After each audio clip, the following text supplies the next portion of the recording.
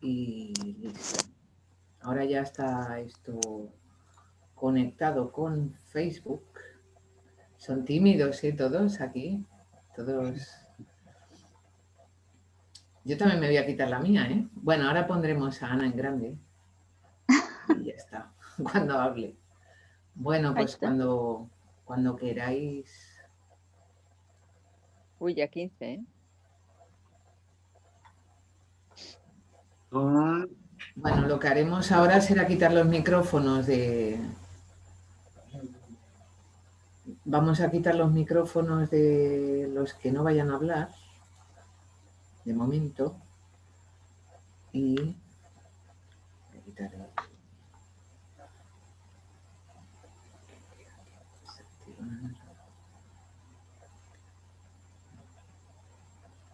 Vamos a dejar solo el de David y el de Ana.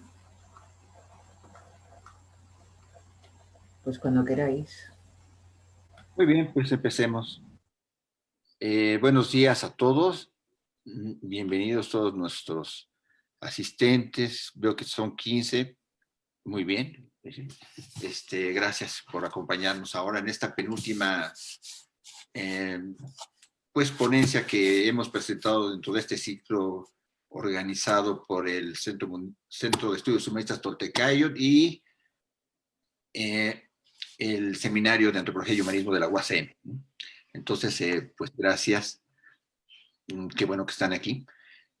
El día de hoy, en esta penúltima presentación, pues hemos invitado a Ana Leticia Lozano, estudiante de filosofía de la UACM, a que nos hable acerca de un autor de Martin Buber, que en mi opinión, pues tiene muchos acercamientos con algunas ideas que Mario Rodríguez, el fundador de la corriente de pensamiento del nuevo humanismo, también ha presentado. Hay ciertos acercamientos. Quizás no, curiosamente no en los escritos tanto de Silo sobre el humanismo, sino en otros escritos que ha presentado, por ejemplo, en un libro que se llama El paisaje humano. Ahí yo creo que se acerca bastante al problema dialógico, en una parte donde analiza qué me pasa a mí frente al cuerpo del otro, donde descubre una intención ajena a la mía. Y entonces ahí empieza a suceder toda una cuestión que entra en el tema dialógico de alguna manera. Y que, bueno, sí lo acaba diciendo, que ahí surge el paisaje humano. Cuando yo reconozco la intención del otro, brota todo un nuevo paisaje que es el paisaje humano, ¿no? Aunque se corre el peligro de objetivarlo, de cosificarlo, y ahí me puedo deshumanizar si no tengo esa intuición del otro detrás, de su intención detrás de su cuerpo. Yo creo que ahí entra un poco en el problema dialógico como el que veremos ahora, y se acerca de alguna manera a los análisis de Buber, no sé si en todo, pero hay son familiares, creo yo. También, por ejemplo, cuando Silo habla cuando trata de diferenciar el nuevo humanismo del humanismo antropocéntrico, pues una de las diferencias es que el nuevo humanismo considera a la naturaleza una fuerza activa en constante interacción con el ser humano, a diferencia del humanismo antropocéntrico, que lo ve como un objeto a la naturaleza, la ve como cosa a la naturaleza, ¿no? Y creo que Buber también en algún momento, y seguidores de Buber siguiendo sus ideas, han analizado esa dialogía que tiene el ser humano, no solo con otros seres humanos, sino con la naturaleza. Y llegan a la conclusión de que si bien no vamos a encontrar una persona como tal en la naturaleza, tampoco es una cosa la naturaleza, como lo considera el humanismo antropocéntrico. Definitivamente, pues es otro tipo de entidad, de relación, sobre todo de relación, más que de entidad es una relación, pero es una relación diferente. No es con una persona, pero tampoco es con una cosa.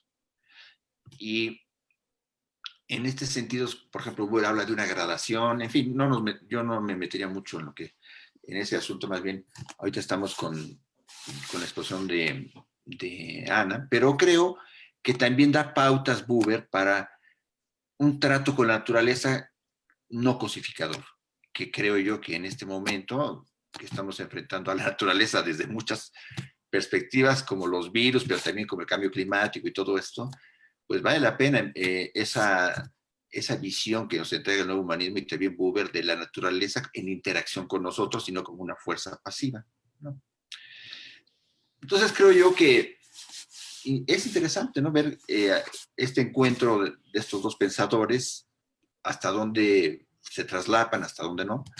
Y en ese sentido es que hemos invitado a Ana que nos hable de este autor. Ya en el seminario que nosotros teníamos el año pasado, ella había tenido una presentación también sobre Buber, y es por eso que le invitamos. Así que sin más, pues los dejo con Ana, y después ya los invito a que hagamos un intercambio. Gracias. Ok, muchas gracias pues a todos por estar aquí. Sé que son días difíciles, es un día difícil, un horario difícil, entonces les agradezco. Y pues empezamos. Pues bien, este tema de las relaciones humanas en Buber, pues nos viene muy bien en esta época. El año pasado, cuando bien lo dijo el profesor, tuve este acercamiento a Buber, fue una cuestión más de sorpresa por encontrarme a un autor humanista enfocado a no solamente a nociones humanas, sino un enfoque directo con la naturaleza, cómo se percibe la naturaleza, las cosas, ¿no? Pero ahora me doy cuenta que este acercamiento a Buber es más realista. En este momento me parece que es relevante tratar el tema de las relaciones, pues por muchas cosas que estamos pasando en general, o la humanidad está pasando por el mismo momento. Y pues así es como pues nace esta idea, y pues me metí un poquito más a su pensamiento, a desarrollarlo, y pues con gusto les traigo esto.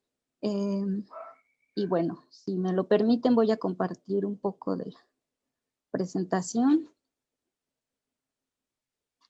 Sí se me oye bien, ¿verdad? Ok, aquí estamos. Me pareció pertinente, antes de hablar de las relaciones humanas, hablar un poquito acerca de qué es para Buber el ser humano. ¿Quién es el ser humano en este mundo? ¿Qué lugar ocupa? ¿Qué esencia, sustancia? No sé cómo lo quieran pensar cada uno. ¿Qué significa ser humano? Y me parece que lo sintetiza muy bonito o claro en una frase que dice: el ser humano omite de hecho el término ser por varias razones. Humano es una boca, pero no una bocina, es un órgano que suena según sus propias leyes, y sonar quiere decir modificar el tono. A mí me parece algo sintético, pero a la vez nos indica que pues ya ser humano es estar aquí, no elegimos estar aquí en este mundo. Sin embargo, nuestras acciones, nuestras prácticas sí nos sugieren romper con ese determinismo e ir más allá, que nosotros vamos en algún momento vamos construyendo este mundo, vamos construyendo las relaciones que tenemos con el mundo y con nosotros mismos. Bueno. También quisiera mencionar un poco acerca del por qué el título Alteridad Dialógica.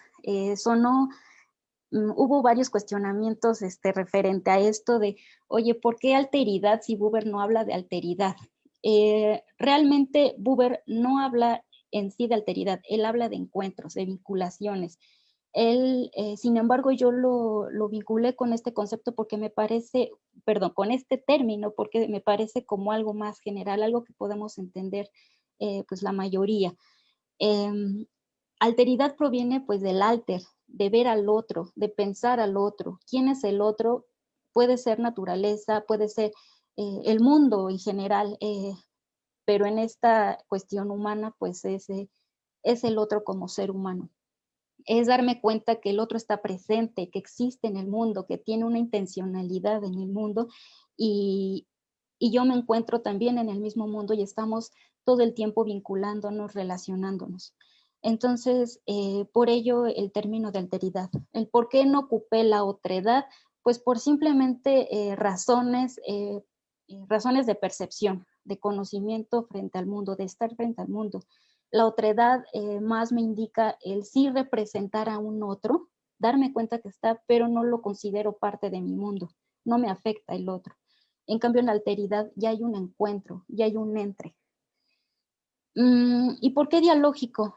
Pues precisamente ya en la relación humano-humano, lo dialógico implica un encuentro. Implica que las palabras que permiten esos encuentros entre los otros y yo, y mi yo. Vamos a contextualizar un poquito acerca del pensamiento de Martin Buber. Pues él es considerado filósofo. Entonces ya en este sentido, pues nos trasladamos un poquito a estas nociones, incluso posiciones teoréticas que a lo mejor a veces parecen aburridas o no entendibles para la gente en general.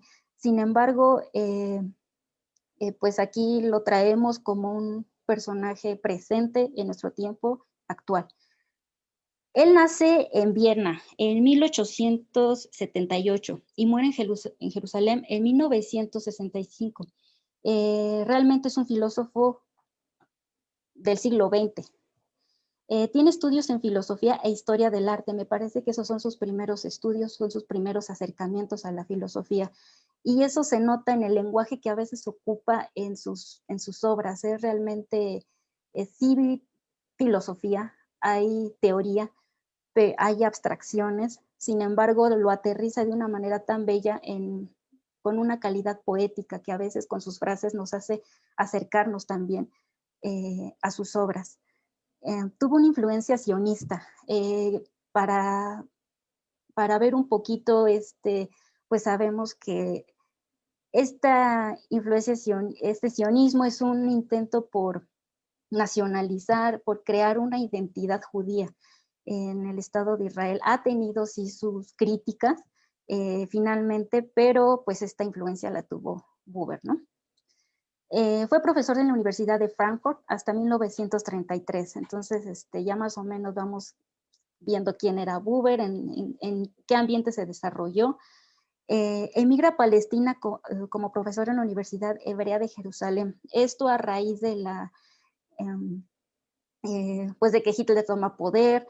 Pues ya sabemos toda la historia de lo que pasa con los judíos. Él es judío, entonces tiene que emigrar, y ya en Palestina empieza a elaborar, empieza a coadyuvar incluso en la traducción de la Biblia hebrea al alemán. Entonces, sus estudios básicamente ya se enfocaron en filosofía de la religión.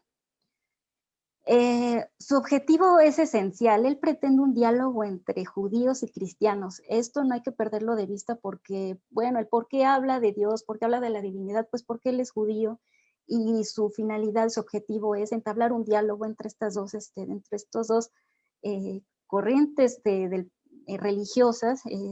Sin embargo, pues históricamente han tenido conflictos y él es la finalidad, cómo entablar un encuentro entre estas dos religiones no tan adversas, ¿no?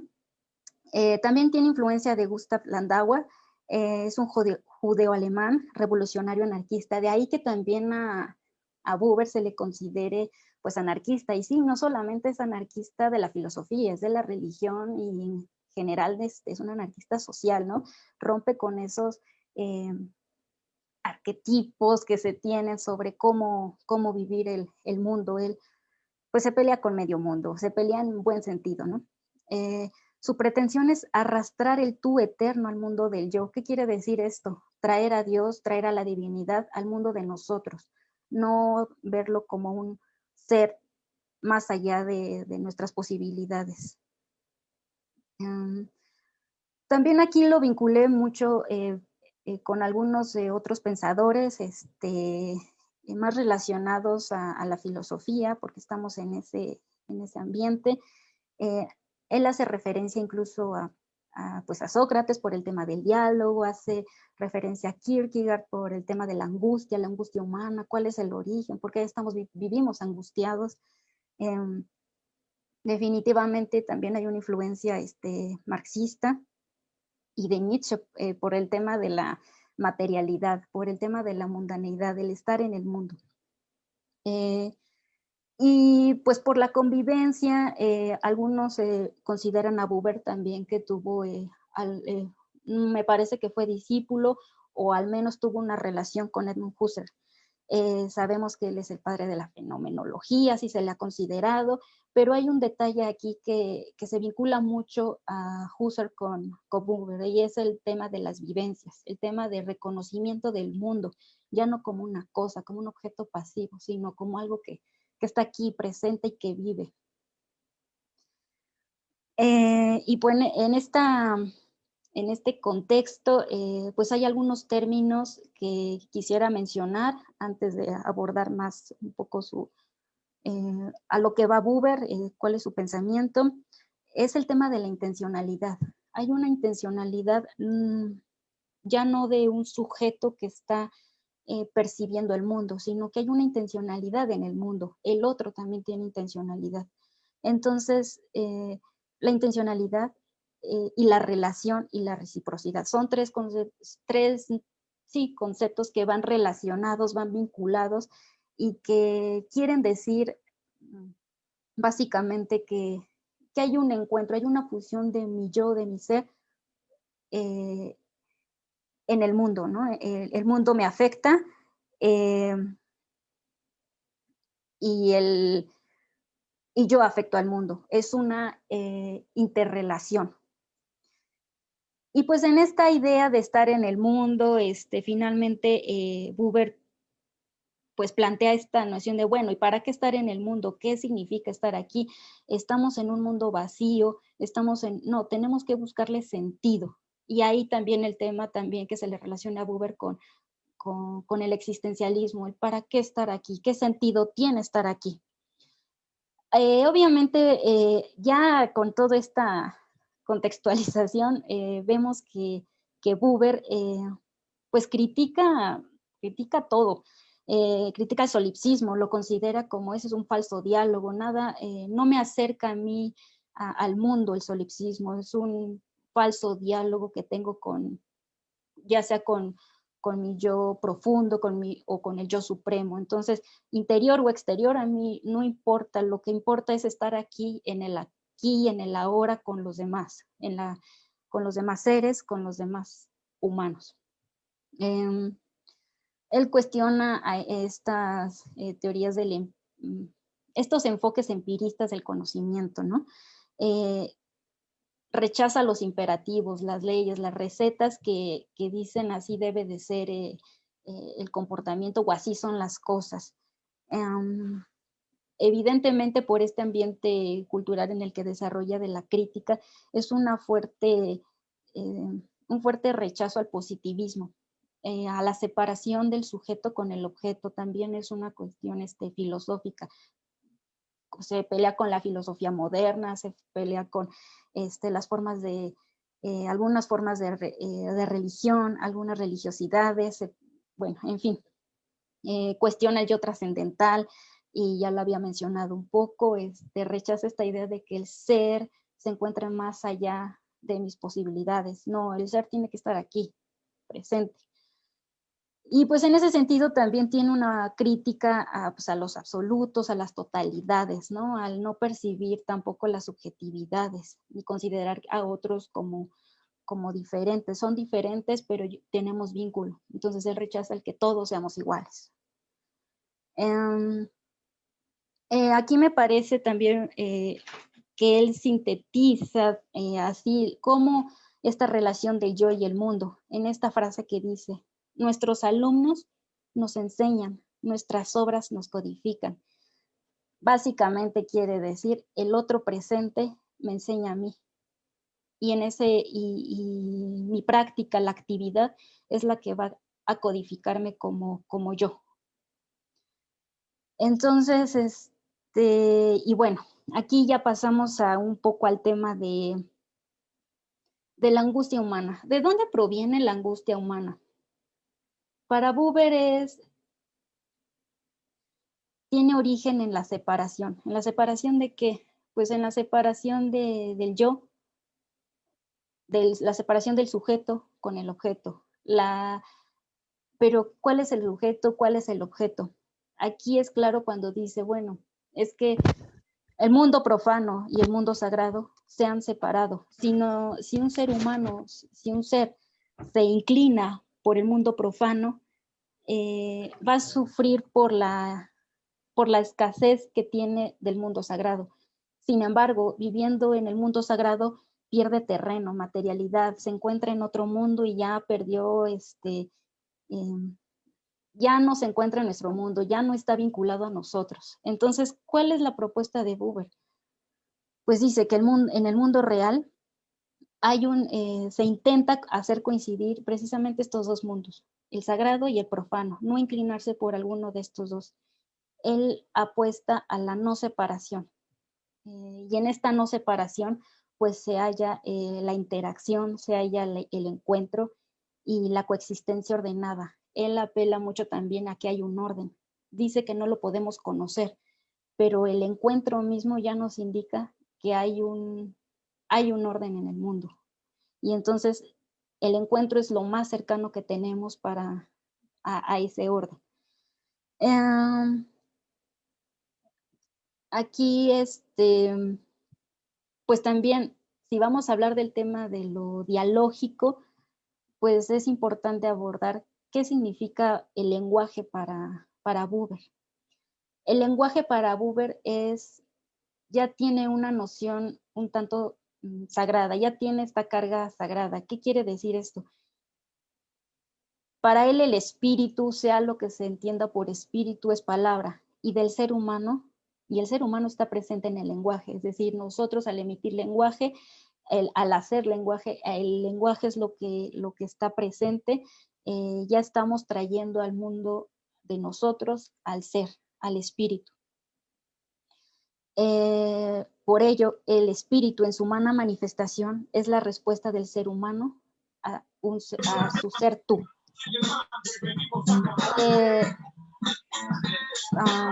Bueno,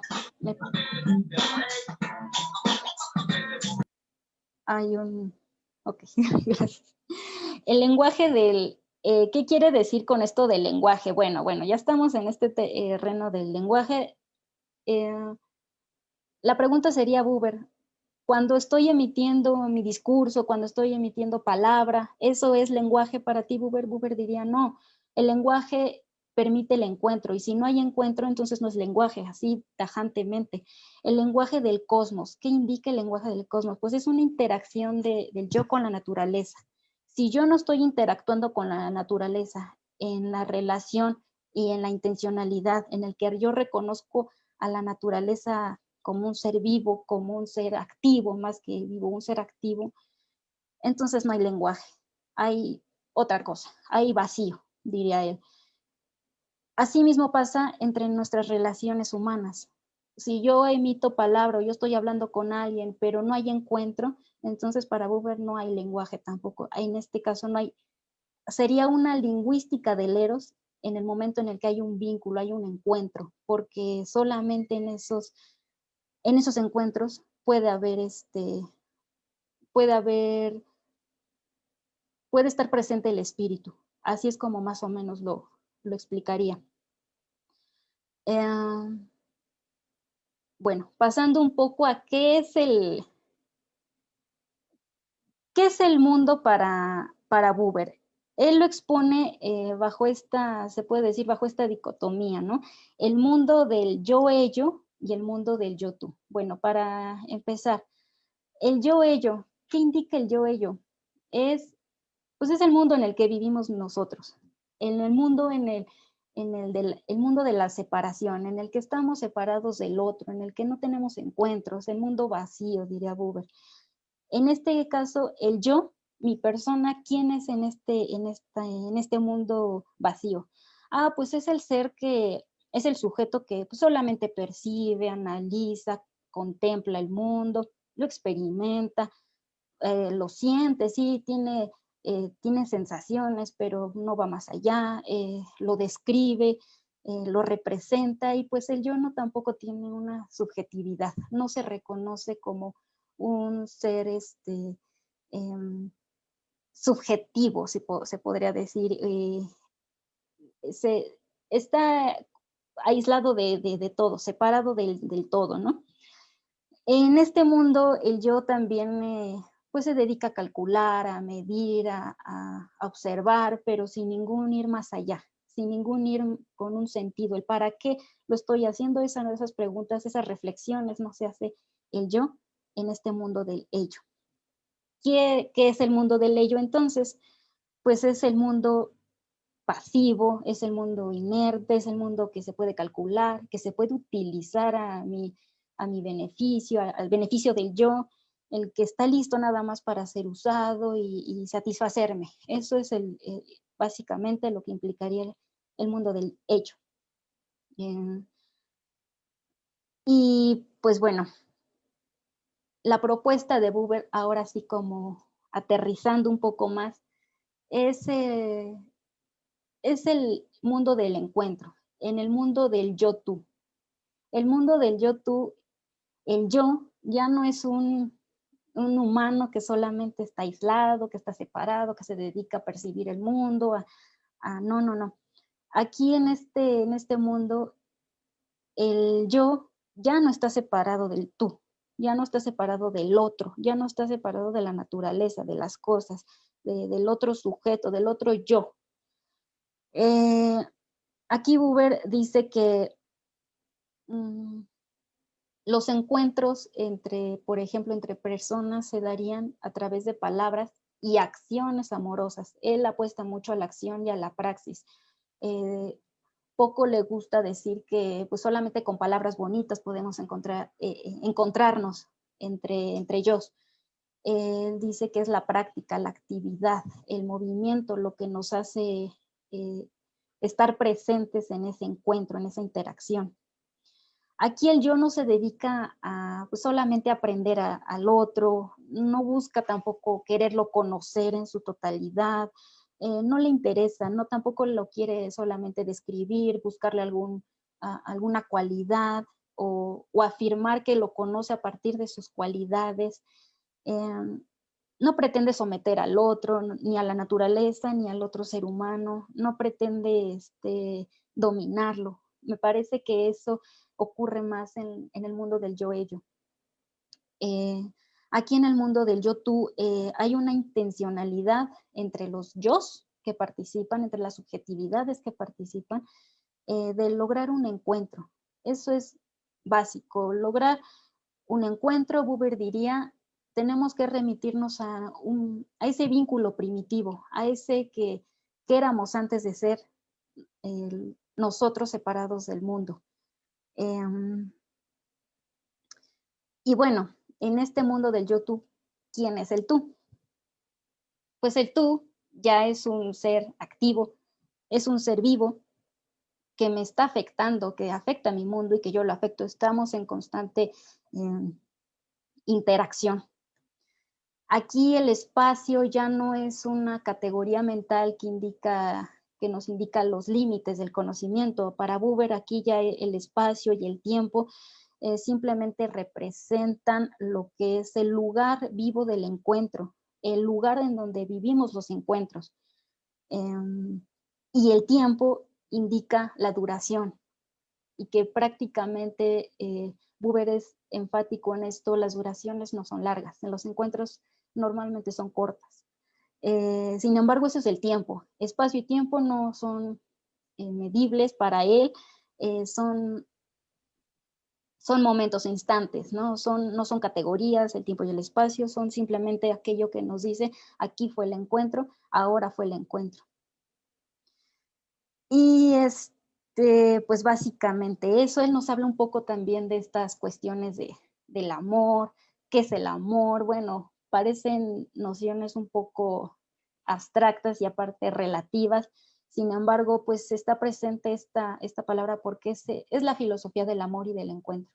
Para él, el lenguaje, el espíritu y el amor prácticamente son lo mismo y no están en un alma individual, no están en un más allá, están en las relaciones que tenemos entre nosotros, con el mundo y entre humanos.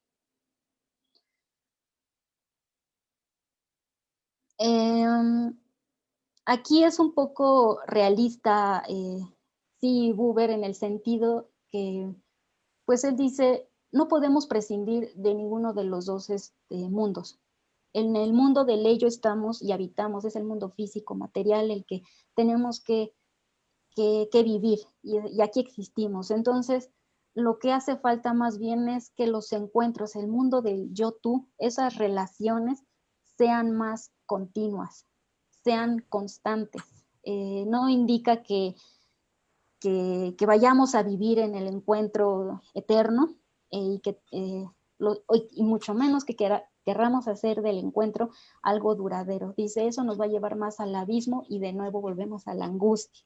Entonces, lo mejor es que esos encuentros sean constantes, pero asumiendo de que no van a ser, no van a durar tanto tiempo, no van a ser duraderos.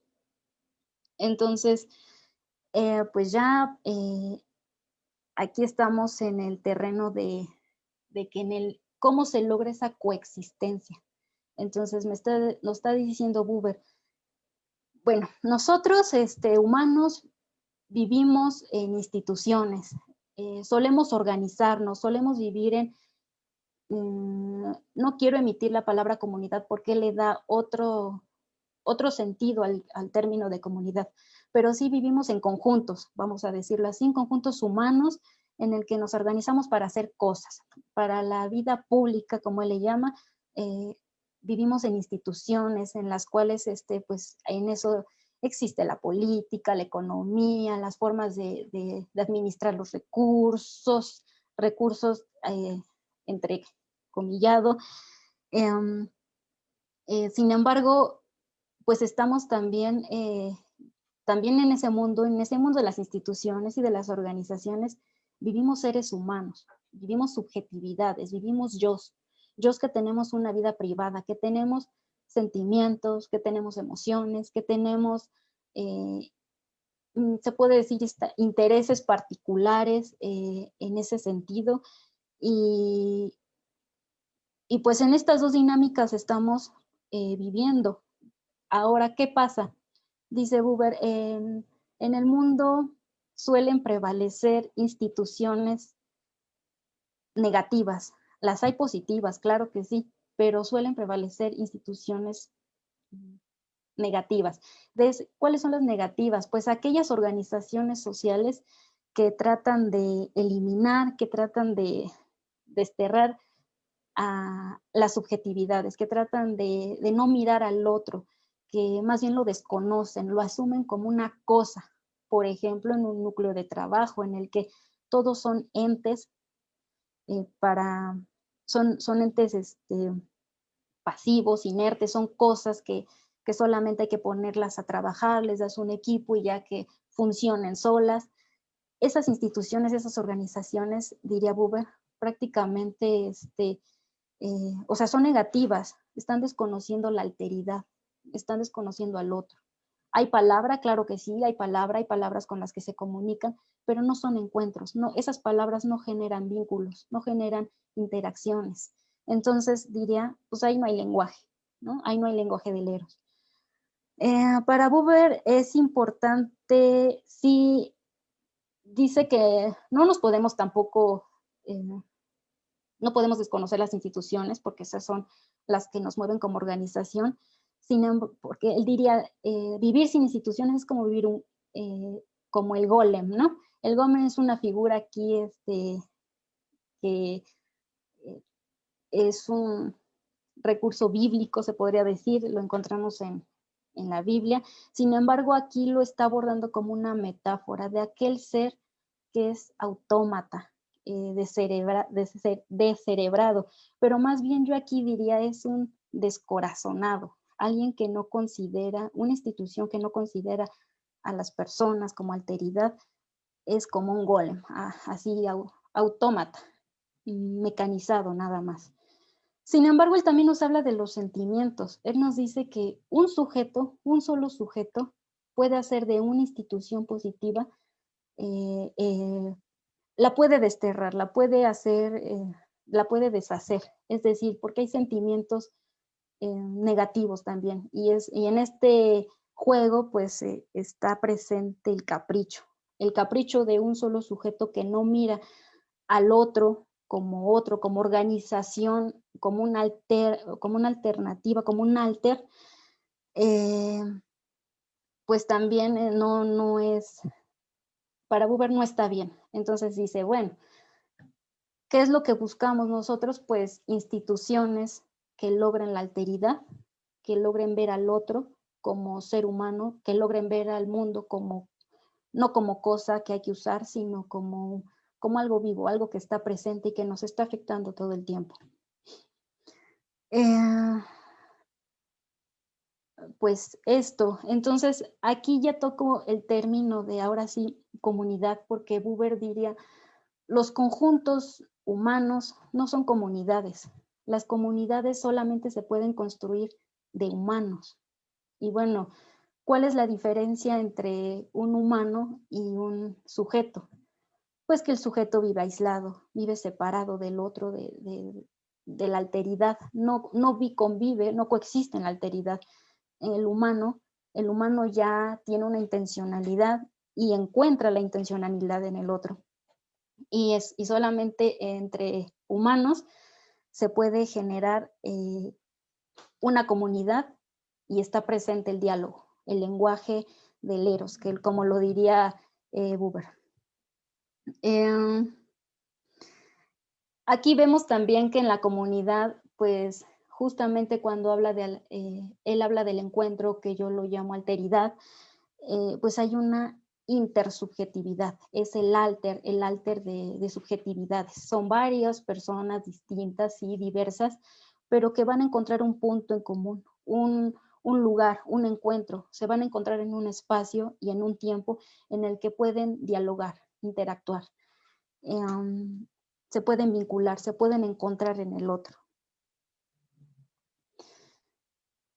Y pues ya para un poco ir cerrando esto, recordemos un poco que Martin Buber pues tiene una finalidad, su objetivo era claro en su época, en su tiempo, su pensamiento iba dirigido a generar un diálogo entre cristianos y judíos.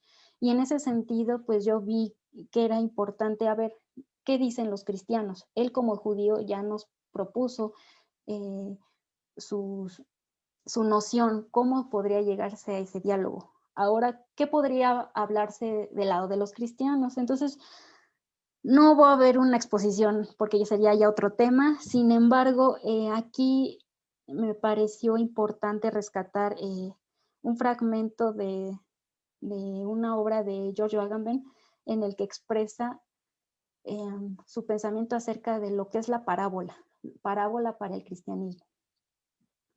Lo voy a exponer de esta manera. Él dice, parábola en el cristianismo es símbolo que representa al reino de los cielos en la tierra, es decir, bajar otra vez al ser que está en otro lado, en otro punto, y traerlo aquí con nosotros. Parábola indica semejanza. La semejanza fundamenta la comprensión. La comprensión posibilita el puente y la interacción sagrada entre dos. Ahí cito.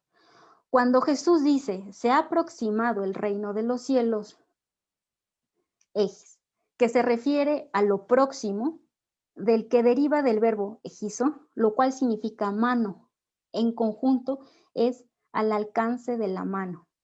Entonces, si hacemos esta recapitulación, lo que está al alcance de la mano es la palabra, es el lenguaje, diría Agamben. La palabra nos ha sido dada como parábola, no para alejarnos de las cosas, sino para tenerlas cerca, como cuando reconocemos en un rostro a alguien conocido, como cuando nos roza una mano. Palabra, parábola, lo cual concretiza, a mi forma de vincularlo, la relación dialógica entre el yo y el tú.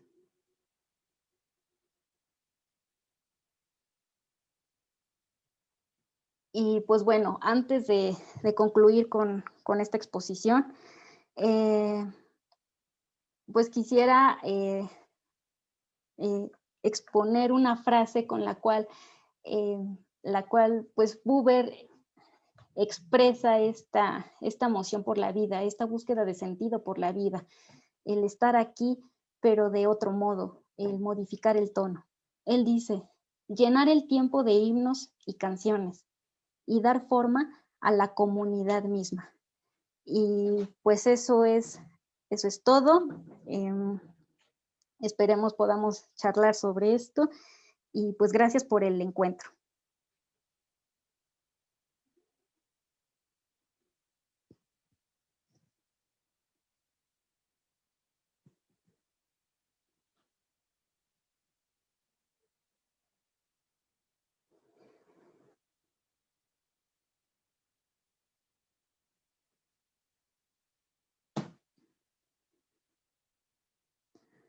Estamos.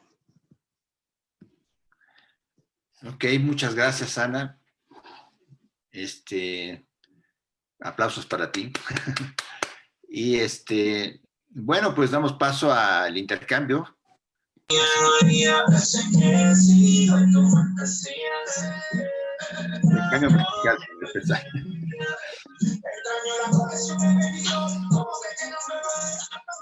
Ahí pueden, ya está. No sabemos quién tiene la música, pero yo creo que ha acertado con el que era. Sí. Parece que hay alguien que quiso dar el presente nomás. Una pregunta, Ana, ¿qué bibliografía usaste para el trabajo? Ah, claro que sí, de ese detalle iba a hablar. La obra en la que me enfoco es en la de Yo y tú, de Martin Buber, que aquí me parece, no lo mencioné, pero me parece algo muy bonito. Dice Buber que esta obra, la de Yo y tú, nace de una compilación de textos que él publicaba y que cada vez que él los publicaba, los hacía, pues sus lectores pues salían, no entendían nada de lo que decía y entonces emitían pues sus juicios, sus críticas y Buber decía, bueno, les estoy dando respuesta a cada uno, yo quiero hay un diálogo entre mis lectores y yo. Pero era tan cansado que a cada uno le daba respuesta que dijo, no, mejor voy a juntar todos estos textos y los voy a compilar en esta obra que finalmente se titula Yo y tú. Aquí también quiero hacer una mención que pues los libros, los textos también juegan un papel relevante en el diálogo. Cuando leemos un libro pues es bonito ver, escuchar al que lo escribió. Es un diálogo también que se emite entre alguien que no está presente aquí, que en este caso para mí fue Buber. Sin embargo, a través de las palabras escritas del texto, pues puedo escucharlo y pues traerlo acá, ¿no? Un poquito a que servirle como puente para que no sé si mal, pero aquí traerlo presente, ¿no? En nuestro mundo. Gracias.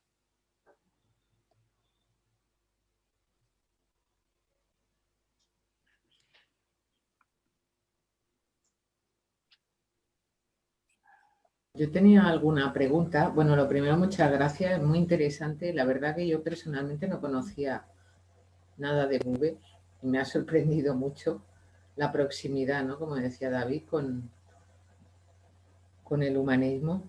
Claro, me llama la atención cuando has comentado esto de que, por una parte, él había estado en Palestina, ¿no? Ponía la universidad en Palestina y que luego me ha sorprendido al final que tú comentabas que lo que buscaba era el diálogo entre cristianos y judíos, sabiendo el lío que hay en Palestina, ¿no? Que no es de ahora, sino que viene de tiempo. Entonces, ¿cómo era el tema del diálogo con los musulmanes? ¿O no había diálogo? O quiero decir, ¿habla de ese tema o ese tema no? Básicamente, sí, el tema se centra en diálogo judío-cristiano. Sin embargo, pues vemos que son hay tres religiones que están en conflicto. Algunos autores sí presentan que es un diálogo incluso entre musulmanes y judíos. Otros dicen, no, pues judíos y cristianos. Yo lo traje como judíos y cristianos porque es lo que más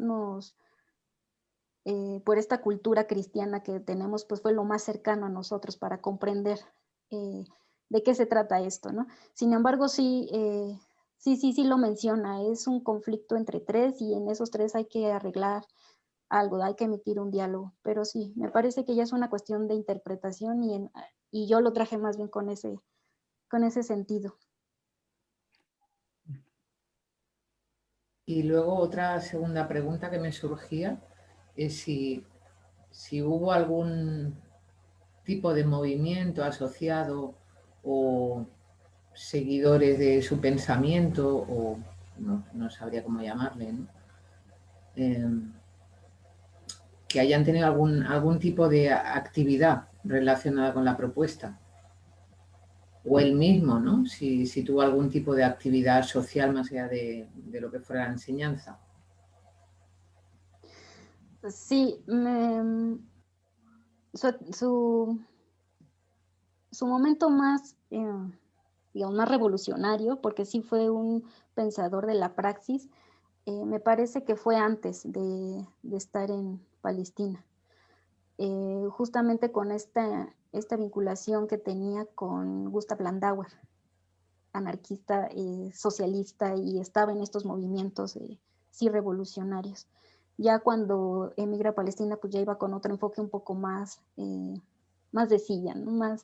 más a lo teórico.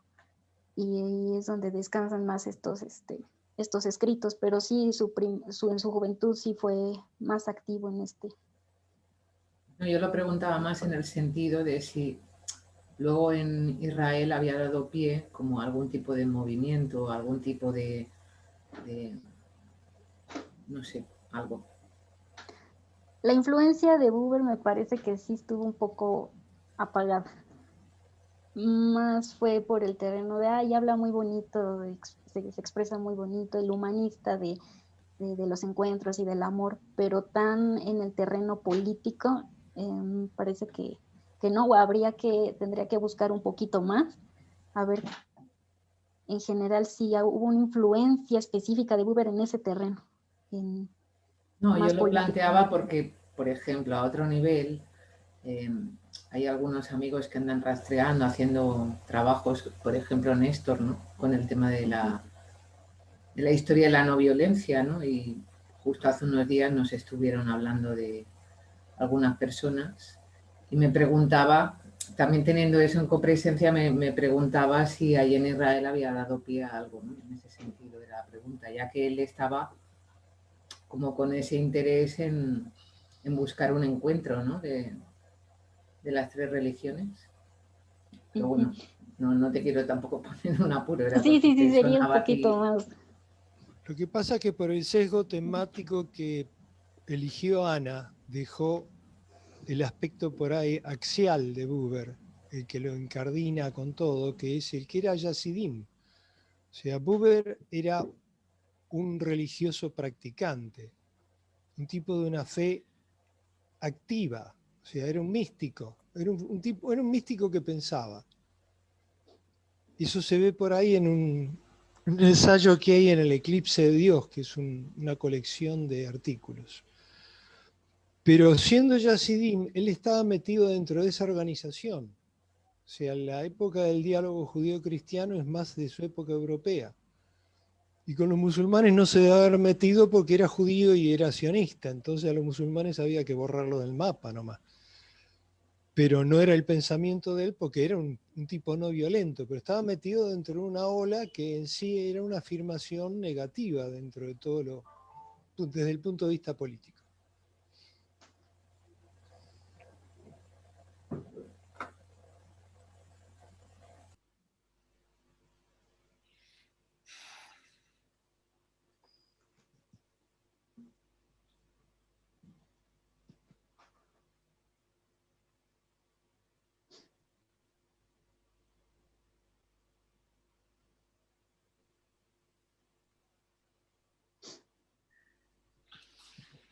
Bueno, si ya no hay otra pregunta, pues creo que podríamos concluir, a menos que por ahí aparezca algo. Con toda confianza, el micrófono está abierto para cualquier tipo de pregunta, duda, comentario.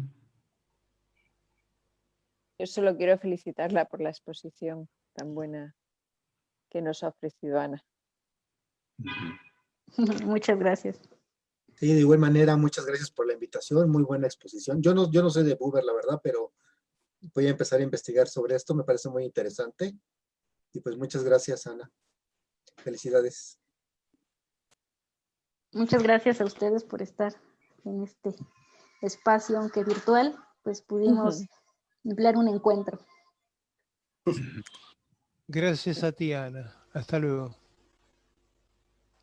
Gracias, Ana. Chao. Chao. Nos vemos, Ana. Bye, bye, gracias.